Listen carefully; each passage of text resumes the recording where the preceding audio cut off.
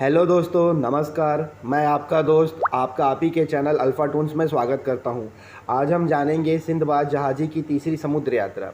अगर आपने पहली और दूसरी यात्रा नहीं पढ़ी है तो उसका लिंक डिस्क्रिप्शन बॉक्स में है, आप वहां से खोलकर पढ़ सकते हैं। तो फिर तीसरी समुद्री यात्रा सुनने में आपको और भी ज़्यादा आनंद आएगा। तो चलिए शुरू करते हैं। हिंदबाज सिंदबाज के घर आता है और बोलता है कि स्वामी, आपने आज मुझे अपने घर तीसरी यात्रा का विवरण करने के लिए बुलाया था। उसके बाद सिंदबाद कहना शुरू करता है कि मैं घर आकर सुखपूर्वक रहने लगा था। कुछ ही दिनों में जैसे पिछली दो यात्राओं के कष्ट और संकट भूल गया और तीसरी यात्रा की तैयारी मैंने शुरू कर दी। मैंने बगदाद के व्यापार सी वस्तुएं ली और कुछ व्यापारियों के साथ बसरा के बंदरगाह पर जाकर एक जहाज़ पर सवार हुआ। हमारा जहाज़ कई द्वीपों में गया जहां व्यापार करके हमने अच्छा खासा लाभ कमाया, किंतु एक दिन हमारा जहाज़ तूफान में फंस गया, जिसके कारण हम लोग सीधे सीधे मार्ग से भटक गए। अंत में एक द्वीप के पास जाकर जहाज़ ने लंगर डाल दिया और पाल खोल डाली। कप्तान ने ध्यान देकर द्वीप को देखा, फिर उसकी आंखों में आंसू बहने लगे। हमने इसका कारण पूछा तो उसने कहा, अब हम लोगों का भगवान ही रक्षक है, क्योंकि इस द्वीप के समूह ही जंगली लोगों के द्वीप है। उनके जो शरीर हैं उन पे काले काले और लाल लाल बाल होते हैं। इन वनवासियों से भटके हुए जहाजियों पर बड़े बड़े संकट आए हैं। वे हम लोगों से आकार में छोटे हैं, किंतु हम उनके आगे विवश हैं। यदि उनमें से एक भी हमारे हाथ से मारा जाए तो वो हमें चींटियों की तरह चारों ओर से घेर लेंगे और हमारा सफाया कर देंगे। इतने खतरनाक लोग हैं वो। हम सब लोग इन बात को सुनकर घबराए, किंतु कर ही हम क्या सकते थे। कुछ देर में जैसा कप्तान ने कहा था वैसा ही हुआ। जंगली लोगों का एक बड़ा समूह, जिनके शरीर छोटे छोटे थे और लाल रंग के बालों से भरे हुए थे, तट पर आए और तैर कर जहाज के चारों ओर आ गए। वे अपनी भाषा में कुछ कहने लगे, किंतु वह हमारी समझ में नहीं आया। वे बंदरों की तरह आसानी से जहाज पर चढ़ आए। उन्होंने पालों को लपेट दिया और लंगर की रस्सी काट कर जहाज को किनारे पर घसीट ले गए। उन्होंने हमें जहाज से उतार लिया और घसीटते हुए अपने द्वीप में ले गए। उस द्वीप के निकट कोई जहाज उनके डर से नहीं जाता था, किंतु हमारी तो मौत ही हमें घसीट लाई थी। उन्होंने हमें एक घर के अंदर बंद कर दिया। हमने देखा कि उनके आंगन में मनुष्यों की हड्डियों का एक ढेर जमा है और बहुत सी मोटी लोहे की छड़ें रखी हैं। हम यह देखकर भय के कारण अचेत हो गए। बहुत देर के बाद हमें होश आया तो हम अपनी दशा को विचार कर रोने लगे। अचानक एक दरवाज़ा खुलता है और अंदर से एक अत्यंत विशालकाय आदमी हमारे आंगन में आया। उसका शरीर ताड़ के पेड़ की तरह था और मुंह घोड़े की तरह था। उसने केवल एक ही आँख थी जो माथे के बीचों बीच थी और अंगारे की तरह दहक रही थी। उसके दांत बहुत बड़े और नुकीले थे और उसके मुंह से बाहर निकले हुए थे। उसका निचला होंठ इतना बड़ा था कि उसकी छाती तक लटक रहा था। उसके कान हाथी जैसे थे और उसके कंधों को ढके हुए थे और उसके नाखून बड़े बड़े और घुमावदार थे, जैसे शिकारी जानवरों के होते हैं। हम सब उस राक्षस को देखकर एक बार फिर से गश खाकर बेहोश हो गए। जब हम होश में आए तो देखा कि राक्षस हम लोगों के पास ही खड़ा है और हमें ही देख रहा है। फिर वह हमारे और निकट आया और हम में से एक को उठाकर हाथ में घुमा फिराकर देखने लगा, जैसे कसाई लोग बकरियों और भेड़ों को उनकी मोटाई का अंदाज़ा लगाने के लिए देखते हैं। सबसे पहले उसने मुझे पकड़ा, किंतु दुबला पतला देखकर रख दिया। फिर उसने एक को इसी तरह देखा और अंत में कप्तान को सबसे मोटा ताज़ा पाकर उसे हाथ में पकड़ा और दूसरे हाथ से एक छड़ उसके शरीर में आर पार कर दी और फिर आग जलाकर कप्तान को भूनकर हमारे सामने ही खा गया। फिर अंदर जाकर सो गया। उसके खर्राटे बादल की तरह थे और रात भर हमें भयभीत करते रहे। दिन निकलने पर वह जागा और घर से बाहर चला गया। हम सब अपनी दशा पर रोने लगे। हमारी समझ में नहीं आ रहा था कि उस भयंकर राक्षस से किस प्रकार प्राण बचा सकते हैं। हम सब अपने को ईश्वर की इच्छा पर छोड़ दिए। घर से बाहर निकलकर हमने फूल फल खाकर भूख बुझाई। हमने चाहा कि रात को उस घर में ना जाए, किंतु और कोई स्थान था ही नहीं जहां रात बिताते। फिर राक्षस तो हमें ढूंढ निकालता ही, अतः हम उसी मकान में आ गए। कुछ रात बीतने पर वह राक्षस हर रोज़ के जरा फिर आया और फिर हम लोगों को पहले की तरह उठा उठा कर देखा और हमारे एक साथी को अन्य लोगों की अपेक्षा में मोटा ताज़ा पाकर उसके शरीर में लोहे की छड़ घुसेड़ कर उसे भी भून कर खा गया। सवेरा जब हम बाहर गए तो हम लोग देखते हैं कि हमारे कई साथी वहाँ पर मरे पड़े हैं। हमारे कई साथियों ने कहा कि इस प्रकार की कष्टदायक मृत्यु से अच्छा है हम लोग समुद्र में डूबकर मर जाएं। किंतु हम में से एक ने कहा कि हम लोग मुसलमान हैं और हमारे लिए आत्महत्या बहुत बड़ा पाप है, हम ये नहीं कर सकते और ना ही करना चाहिए कि राक्षस से बचने के लिए स्वयं अपनी हत्या कर लें। उसकी बात मानकर हम आत्महत्या से रुक गए और सोचने लगे कि हम अपनी जान कैसे बचा सकते हैं। मुझे एक व्यापार सूझा। मैंने कहा देखो, यहाँ सागर तट पर बहुत सी लकड़ियाँ और रस्सियाँ मौजूद हैं, हम लोग इनकी 4-5 नावें बना लें और किसी जगह छुपका कर रख दें। यदि किसी प्रकार अवसर मिले तो हम उन पर निकल भागेंगे। अधिक से अधिक यही होगा कि नाव डूब जाएगी, किंतु राक्षस के हाथ मरने से तो वह मौत कहीं अच्छी होगी। मेरे सुझावों को सब लोगों ने पसंद किया। हम लोगों को नाव बनाना आता था और हमने दिन भर में 5 ऐसी छोटी छोटी नावें बना ली जिसमें 3-3 आदमी आ सकते थे। शाम को हम फिर उस घर के अंदर गए।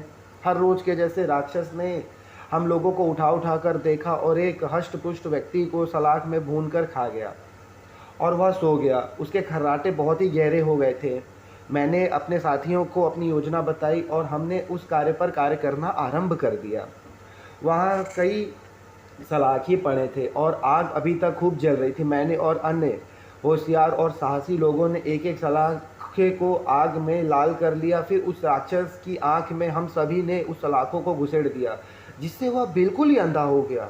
उसने अपने हाथ इधर उधर मारने शुरू कर दिए। हम लोग उससे बचकर कोनों में जा चुके। अगर वह किसी को पा जाता तो कच्चा ही खा जाता। फिर वह चिढ़ता हुआ घर के बाहर चला गया और हम लोग समुद्र के तट पर आकर उन नावों पर चढ़ गए जिन्हें हमने पहले से बना रखा था। हम चाहते थे कि सवेरा होने पर यात्रा आरंभ करें, ताकि तभी हमने देखा कि 2 राक्षस उस राक्षस का हाथ पकड़े अपने बीच में लिए आ रहे हैं जिसे हमने अंधा किया था। अन्य कई राक्षस भी उनके पीछे दौड़े आते थे। हमने उन्हें देखते ही नाव समुद्र में डाल दी और तेजी से उन्हें खेने लगे।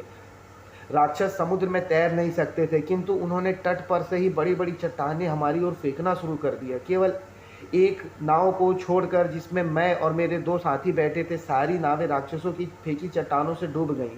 हम अपनी नाव को तेजी से खींचकर इतना दूर आ गए कि उनकी चट्टानें हम तक कुछ लाख चाह कर भी नहीं आ सकती थी। किंतु खुले समुद्र में आकर भी हमें चैन ना मिला। तेज हवा हमारी छोटी सी नाव को तिनके की तरह पानी पर उछालने लगी। 24 घंटे हम इसी दशा में रहे। फिर हमारी नाव एक द्वीप में आ पहुंची। हम लोग प्रसन्नतापूर्वक उस द्वीप पर उतरे और तट पर लगे पेड़ों से पेट भरकर फल खाने के बाद हमारे शरीरों में कुछ शक्ति आई। रात को हम लोग समुद्र के तट पर ही सो गए। अचानक एक जोर सी सरसराहट से नींद खुली तो मैंने देखा कि एक सांप जो कि नारियल के पेड़ जितना लंबा था, हमारे एक साथी को खा रहा था। उसने पहले हमारे साथी के शरीर के चारों ओर से कसकर पकड़कर उसे शरीर को से तोड़ डाला और उसे निगल लिया। कुछ देर में सांप ने उसकी हड्डियां उगल दी और चला गया। हम 2 बचे हुए आदमियों ने बड़े दुख और चिंता में रात बिताई।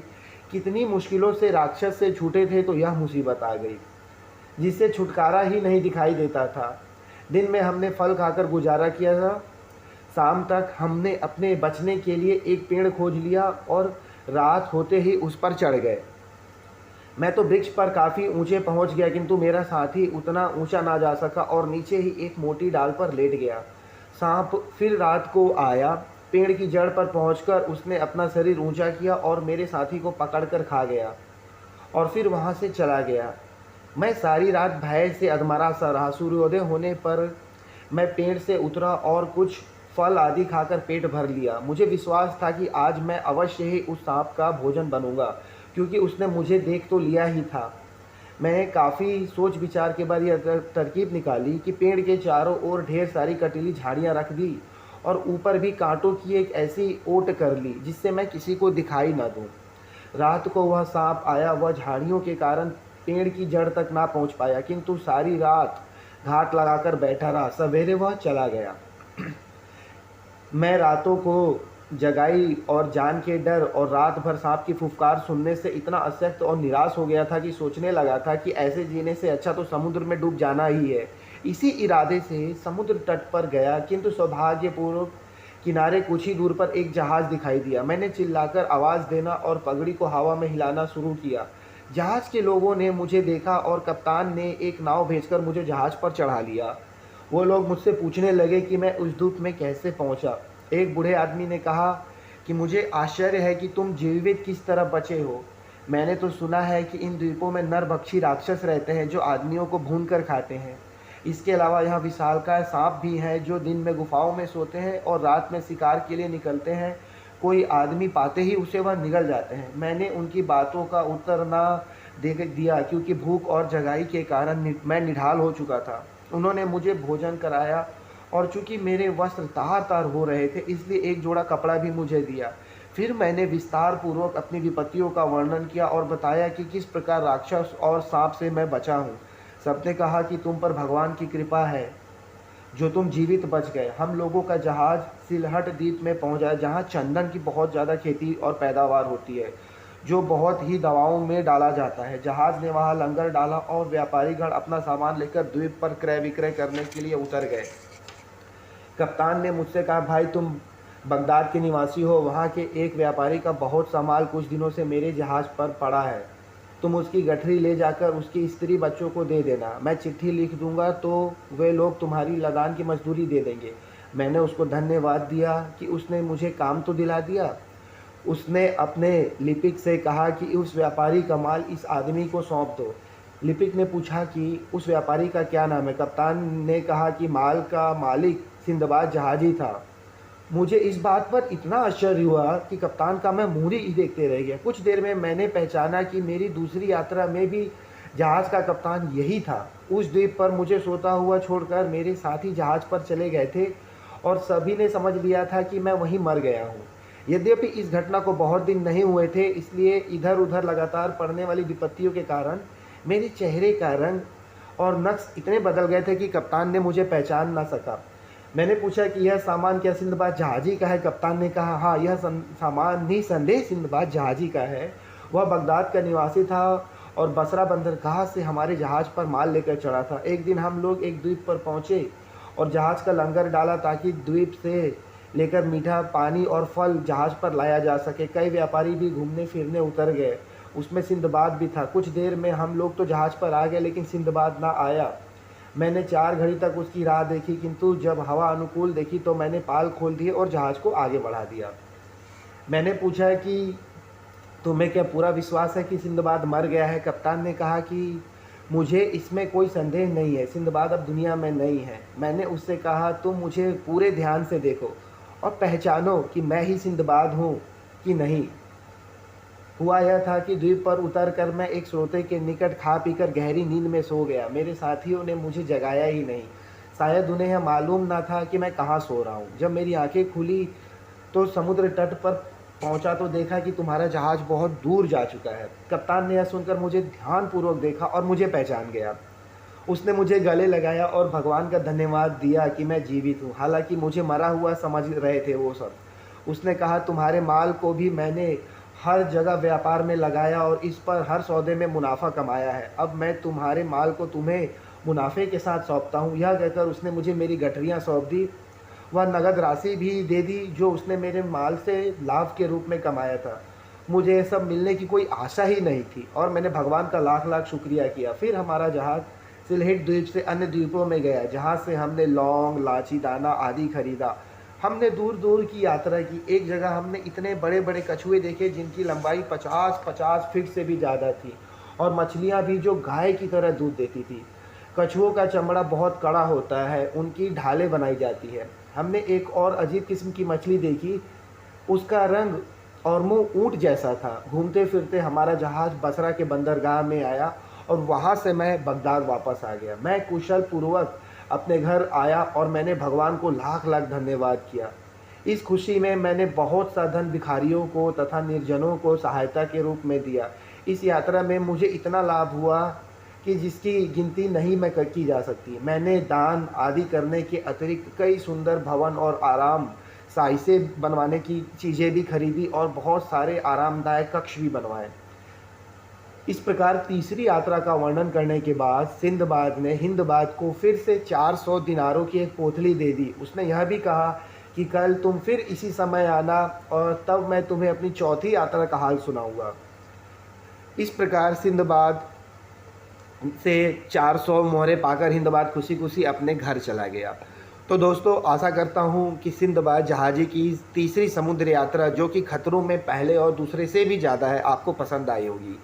अगर दोस्तों आपको हमारा चैनल अच्छा लगता है, हमारी कहानियाँ सुनने में अच्छी लगती हैं, तो प्लीज़ हमारे चैनल को लाइक करें, सब्सक्राइब करें और हमारा सपोर्ट करें, ताकि हम भविष्य में आगे और भी अच्छी अच्छी कहानियाँ अपने प्यारे दर्शकों के लिए ला सकें। इसी के साथ मैं आपका दोस्त आपसे अलविदा लेता हूँ। नमस्कार मेरे प्यारे दोस्तों, खुश रहिए और अच्छे से रहिए, और हम जल्दी मिलते हैं सिंदबाद जहाज़ी की चौथी समुद्र यात्रा के साथ, जो कि बहुत ही ज़्यादा खतरनाक है और बहुत ही ज़्यादा अनूठी है। ठीक है दोस्तों, नमस्कार।